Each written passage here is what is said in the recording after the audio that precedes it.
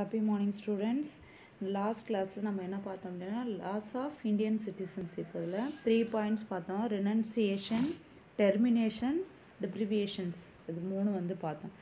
renunciation means குடியுரிமையை தானாக முன் வேணான்னு சொல்கிறது. termination அப்படின்னா அந்த குடியுரிமை அப்படின்றது சட்டப்படி நடைபெறுவது.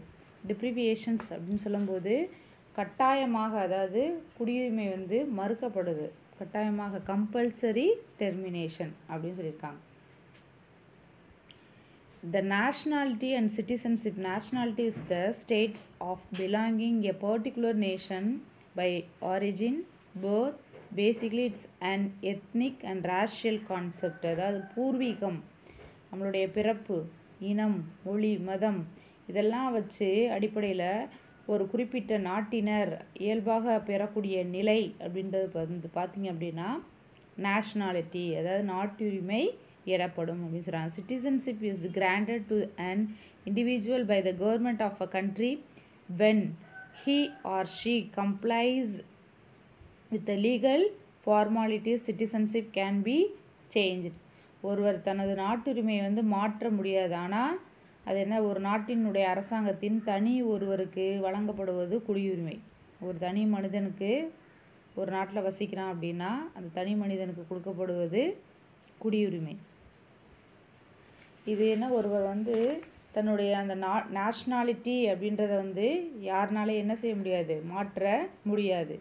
எப்படின்னா நம்ம எந்த நாட்டுக்குள்ளே போய் இருந்தாலும் சரி we are இந்தியன்ஸ்ன்னு சொல்லுவோம். நான் ஒரு இந்தியன் அப்படின்னு சொல்லி. அப்போ அதை என்ன சொல்லியிருக்காங்க, அந்த நேஷ்னாலிட்டி அப்படின்றத மறுக்க முடியாது. Single citizenship. அப்போ இது நம்ம லாஸ்ட் கிளாஸில் பார்த்தோம். Our Indian constitution provides for only single citizenship. அதாவது இந்திய அரசியலமைப்பு சட்டம் சொல்லும்போது ஒற்றை குடியுரிமை வழங்கியிருக்கு. இந்தியாவில் எங்கே போய் நீங்கள் எந்த மூலையில் இருந்தாலும் சரி அது என்ன கொடுத்துருக்கோம் அப்படின்னா சிங்கிள் சிட்டிசன்ஷிப். ஆனால் அந்த national citizenship and state citizenship in USA, Switzerland இந்த நாடுலாம் பார்த்தீங்க அப்படின்னா federal states like all citizen irrespective of the state in which they are born or resides enjoy the same political and civil rights of citizens all over the country அப்படின்னு சொல்கிறாங்க. அப்போ அந்த அமெரிக்க ஐக்கிய நாடுன்னு சொல்லும்போது Switzerland, United States of America இந்த நாடுகள்லாம் இரட்டை குடியுரிமை வழங்கியிருக்காங்கன்னு சொல்கிறாங்க. எப்படி அப்படின்னா நேஷ்னல் அதாவது தேசிய குடியுரிமை மற்றும் மாநில குடியுரிமை அப்படின்னு சொல்லி. ஆனால் நம்ம என்னது, இந்திய குடிமக்கள், இந்தியாவில் வாழக்கூடியவங்க எங்கே பிறந்திருந்தாலும் வசிச்சிருந்தாலும் எந்தவித மாநிலத்தில் பிறந்திருந்தாலும் சரி அந்த மாநில வேறுபாடு அப்படின்றது நம்ம பார்ப்பது கிடையாது. அப்போ அரசியல் குடிமையியல் உரிமைகளை எல்லாருக்கும் காமன் அப்படின்னு சொல்லி கொடுத்துருக்காங்க. குவாலிட்டிஸ் அதாவது rights and duties of citizen, இந்திய குடிமக்களினுடைய உரிமைகளும் கடமைகளும் அப்படின்னு சொல்லியிருக்காங்க. இப்போ உரிமை கடமை, இப்போ ஃபண்டமெண்டல் ரைட்ஸ், அப்போ அடிப்படை உரிமைகள். நெக்ஸ்ட் பார்த்திங்க அப்படின்னா right to vote in the election of Lok Sabha and state legislature, அதாவது மாநில சட்டமன்ற தேர்தலுக்கு வாக்களிக்கக்கூடிய உரிமை கொடுத்துருக்காங்க. அதே சமயத்தில் right to hold certain public office, right to become the member of parliament and state legislature, அதாவது சட்டமன்றம், மக்களவை தேர்தல், மாநில சட்டமன்ற தேர்தலுக்கு வாக்களிக்கக்கூடிய உரிமையை நம்ம பெற்றிருக்கோம். இந்திய அரசு அலுவலகங்களில் பணிபுரியக்கூடிய உரிமை, சட்டமன்றங்களில் உறுப்பினராகக்கூடிய உரிமை இதெல்லாம் நம்ம பெற்றிருக்கோம். According to 42nd amendment of our constitution, a set of fundamental duties are prescribed for all citizens of India. அதாவது இந்திய அரசியல் அமைப்புன்னு சொல்லும்போது 42வது சட்ட திருத்தத்தின்படி இந்திய குடிமக்களுக்கு அடிப்படை கடமைகள் அப்படின்றது கொடுக்கப்பட்டுள்ளது அப்படின்னு சொல்லி சொல்கிறாங்க. Qualities of a good citizenship. அப்போ குவாலிட்டிஸ் அப்படின்னு சொல்லும்போது loyalty to the constitution, obeys law, contribution to society and community and perform civic duty, quality of goodness and justice, respective diversity. அப்போ குடிமக்களுடைய நற்பண்புகள் அப்படின்னு சொல்லும்போது first one loyalty to the constitution. அப்போ அரசியலமைப்பு சட்டத்தின்படி நடந்துக்கணும். முதல்ல என்ன சொல்கிறாங்களோ, அரசியலமைப்பு என்ன சொல்லுதோ அதை ஃபாலோ பண்ணணும். ஒபேஸ் லா, அவங்க என்ன சட்டம் கொண்டு வந்தாலும் அதற்கு கீழ்ப்படிந்து நடக்க வேண்டும். Third one contributes to society and community and performs civic duty, அதாவது சமுதாயத்திற்கு தன்னால் ஆன பங்களிப்பை செய்யணும் மற்றும் குடிமை பணியை செய்யணும் அப்படின்னு சொல்லியிருக்காங்க. Quality of goodness and justice, அதாவது நற்பண்புகளையும் நீதிகளையும் நிலைநாட்டணும் அப்படின்னு சொல்கிறாங்க. அதாவது சிறந்த ஒழுக்கத்தோடு இருக்கணும் அப்படின்னு சொல்லியிருக்காங்க. லாஸ்ட் ஒன் ரெஸ்பெக்ட் டைவர்சிட்டி, அதாவது வேற்றுமைகளை மறந்து நடத்தல். நான் இந்த ஜாதி அந்த ஜாதி, இந்த சமுதாயத்தை சேர்ந்தவேன் அந்த சமுதாயத்தை சேர்ந்தவேன் அப்படின்னு சொல்லிட்டு என்ன சொல்லக்கூடாது, அந்த மாதிரி சொல்லக்கூடாது. அப்போ வேற்றுமைகளை மறந்து நடக்கணும் அப்படின்னு சொல்கிறாங்க. நெக்ஸ்ட் ஒன் பாருங்கள், global citizenship. Global citizenship is an idea that everyone, no matter where they live, in part of worldwide community, rather than as a citizens of particular nation or place. All people have rights and civic responsibilities அப்படின்னு சொல்கிறாங்க. அப்போ அந்த உலகளாவிய குடியுரிமை அப்படின்னு சொல்லும்போது ஒரு குறிப்பிட்ட நாட்டின் குடிமகன் அப்படின்னு சொல்லாது, உலகளாவிய சமுதாயத்தில் ஒவ்வொருவரும் ஒரு அங்கம் பெற்றிருக்காங்க. அப்போ உலக மக்கள் அனைவரும் உரிமை, குடிமை, பொறுப்பு இது இயற்கையாகவே எங்கே பிறந்திருந்தாலும் இயற்கையாகவே இருக்குது.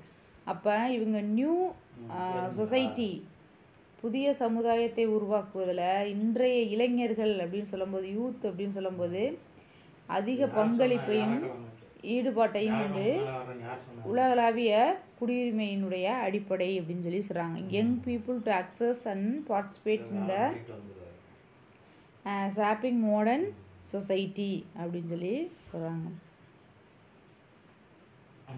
அப்போ ஒரு பாக்ஸில் கொடுத்துருக்காங்க ஓவர்சீஸ் சிட்டிசன்ஷிப் ஆஃப் இந்தியா. அப்போ ஓவர்சீஸ் சிட்டிசன்ஸ் ஆஃப் இந்தியா அப்படின்னு சொல்லும்போது இந்தியாவில் வசிக்கும் வெளிநாட்டு குடியுரிமை பெற்றவர் அப்படின்னு பார்த்தீங்க அப்படின்னா ஃபர்ஸ்ட் ஒன் என்ன இருக்குது அப்படின்னா நான் ரெசிஸ்டன்ஸ் இந்தியன், அதாவது வெளிநாடு வாழ் இந்தியர், அவங்கள தான் நான் ரெசிஸ்டன்ஸ் இந்தியன் சொல்லுவாங்க. And Indian citizens who is residing outside India and holds and Indian passport, அதாவது இந்திய இந்த பாஸ்போர்ட் அப்படின்றது வெளிநாட்டில் வசிக்கும் இந்திய குடிமக்கள், அந்த NRI பிளாக் கலர்ஸில் இருக்கும். செகண்ட் பார்த்தீங்கன்னா பர்சன் ஆஃப் இந்தியன் ஆரிஜின், இந்திய பூர்வீக குடியினர் சொல்லுவாங்க. அதாவது தான் பர்சன் ஆஃப் இந்தியன் ஆரிஜின் அப்படி. நெக்ஸ்ட் பார்த்தீங்கன்னா overseas Indian of India card holder. அப்போ இது என்ன சொல்கிறாங்க அப்படின்னா it is an immigration status permitting foreign citizens of Indian origin to live the work in the republic of India identify அப்படின்னு சொல்கிறாங்க. அப்போ வெளிநாட்டு குடியுரிமை கொண்ட இந்தியாவில் வசிப்பதற்கான அட்டை வைத்திருப்போர் அப்படின்னு சொல்கிறாங்க. நெக்ஸ்ட் டாபிக் என்ன அப்படின்னு பார்த்தோம்னா அந்த ஓவர்சீஸ் இந்தியன்ஸ் டே அப்படின்னு சொல்கிறாங்க. இப்போ ஓவர்சீஸ் இந்தியன்ஸ் டே அப்படின்னா வெளிநாடு வாழ் இந்தியர்கள் இந்தியருடைய தினம் அப்படின்னு சொல்கிறாங்க. அப்போ இந்த அரசினுடைய வெளியுறவுத்துறை அமைச்சகம் சொல்லும்போது பிரவாசி பாரதிய திவாஸ் அப்படின்றது பிரவாசிய பாரதிய தினம். இந்த தினம் எதுக்காக கொண்டாடப்படுது அப்படின்னா the external affairs of government of India is celebrated once in every 2 years to mark the contributions of overseas Indian community in the development of India அப்படின்றாங்க. அப்போ வெளிநாடு வாழ் மக்களுக்காக வந்து இந்தியர்களுக்காக இந்த தினம் வந்து கொண்டாடப்படுது அப்படின்றது கொண்டு வந்திருக்காங்க. எப்போ அப்படின்னா ஜனவரி 9. அப்போ அந்த 2 ஆண்டு ஒரு முறை வந்து இந்த பிரவாசி பாரதிய தினம் அப்படின்றது வந்து இந்திய அரசின் வெளியுறவுத்துறை அமைச்சகத்தால் 2 ஆண்டுகளுக்கு ஒரு முறை பிரவாசி பாரதிய திவாஸ் அப்படின்ற தினம் வந்து கொண்டாடப்படுது. இந்த தினம் வந்து இந்தியாவின் வளர்ச்சிக்காக வெளிநாட்டில் வசிக்கக்கூடிய இந்தியர்களின் பங்களிப்பினை பெறும் வகையில் வந்து கொண்டாடப்படுதுன்னு சொல்கிறாங்க. அப்போ மகாத்மா காந்தி அப்படின்னு சொல்லும்போது the mark of contribution of overseas Indian community in the development of India. The day January 9 commemorates a arrival of Mahatma Gandhi in India from South Africa அப்படின்னு சொல்லி சொல்கிறாங்க. South Africa. அப்போ இது வந்து மகாத்மா காந்தி தென்னாப்பிரிக்காவிலேருந்து இந்தியாவுக்கு வருகை புரிந்த தினம் தான் வந்து இந்த January 9. இதை தான் வந்து 2 ஆண்டுகளுக்கு ஒரு முறை வந்து என்ன செஞ்சுருக்காங்க, ஓவர்சீஸ் இந்தியன்ஸ் டே அப்படின்னு சொல்லி கொண்டாடப்படுகிறது. 2 ஆண்டுகளுக்கு ஒரு முறை வந்து கொண்டாடப்படுகிறது அப்படின்னு சொல்லி சொல்கிறாங்க. This lesson is over. The conclusion அப்படின்னு சொல்லும்போது our constitutions of India had introduced single citizenship and provides uniform rights for the people of India to promote the feeling of fraternity and unity among them to build and the integrated Indian nation அப்படின்றாங்க. அதாவது நமது அரசியல் அமைப்பு சட்டம் அப்படின்னு சொல்லும்போது ஒற்றை குடியுரிமையை வந்து நமக்கு வழங்கியிருக்கு. இதன் மூலம் வந்து என்ன தெரிஞ்சுக்கிறோம் அப்படின்னு பார்த்திங்கன்னா, இந்தியா மக்கள் அனைவரும் வந்து ஏற்றத்தாழ்வு இல்லாமல், அதாவது பணக்காரன் ஏழை அப்படின்ற ஒரு வித்தியாசம் இல்லாமல் சம உரிமைகளை இந்திய மக்கள் அனைவருக்குமே வந்து சம உரிமைகளை வந்து வழங்கியிருக்கிறது. ஒருங்கிணைந்த ஒரு இந்தியாவை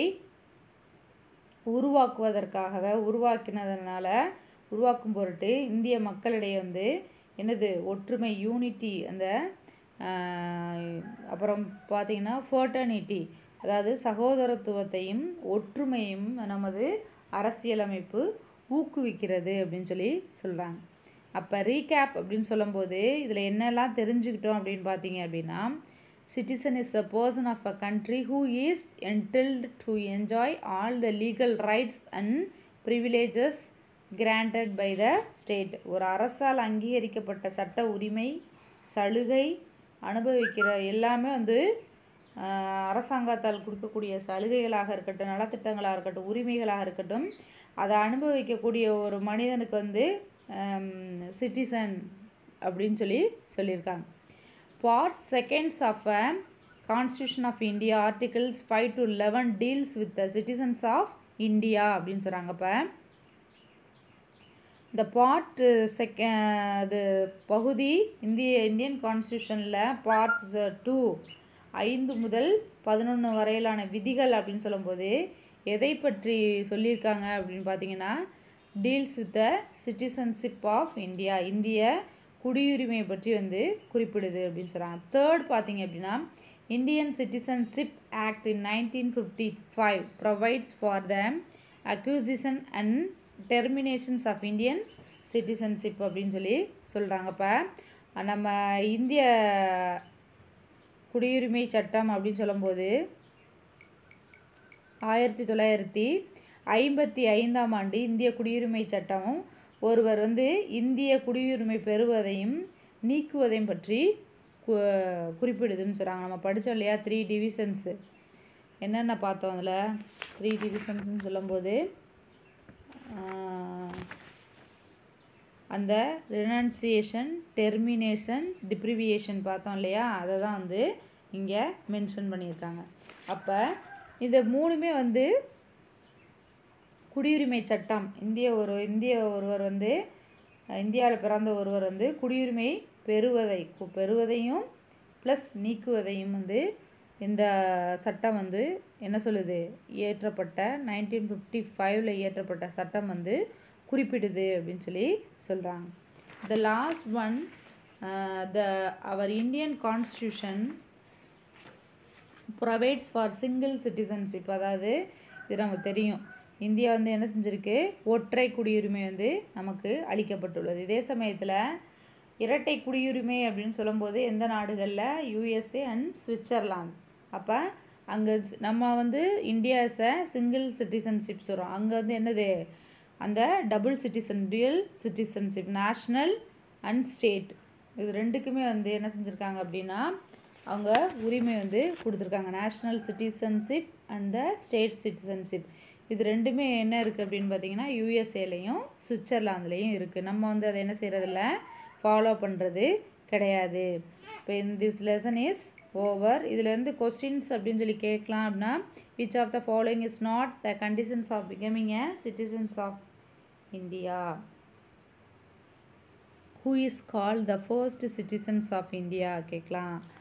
அப்புறம் இந்த கொஸ்டின்ஸ் அப்படின்னு சொல்லி பார்த்தீங்க அப்படின்னா, ஆன்சர் த ஃபாலோயிங் 1 or 2 சென்டென்ஸில் name the types of citizenship எத்தனைன்னு கேட்கலாம். What are the rights and citizen can enjoy in our country, என்னென்ன உரிமைகள்லாம் உங்களுக்கு கொடுக்கப்பட்டிருக்கு, நீங்கள் அதை அனுபவிக்கிறீங்க, அதை கேட்கலாம். Mention any 3 qualities of good citizen, ஒரு நல்ல குடிமகனாக இருக்குது அப்படின்னா அதற்குரிய பண்பு நலன்கள் ஏதாவது வந்து 3 இது வந்து மென்ஷன் பண்ண சொல்லியிருக்காங்க. Name the 5 waves of acquiring citizenship கேட்டிருக்காங்க. What do you know about the citizenship of act of 1954?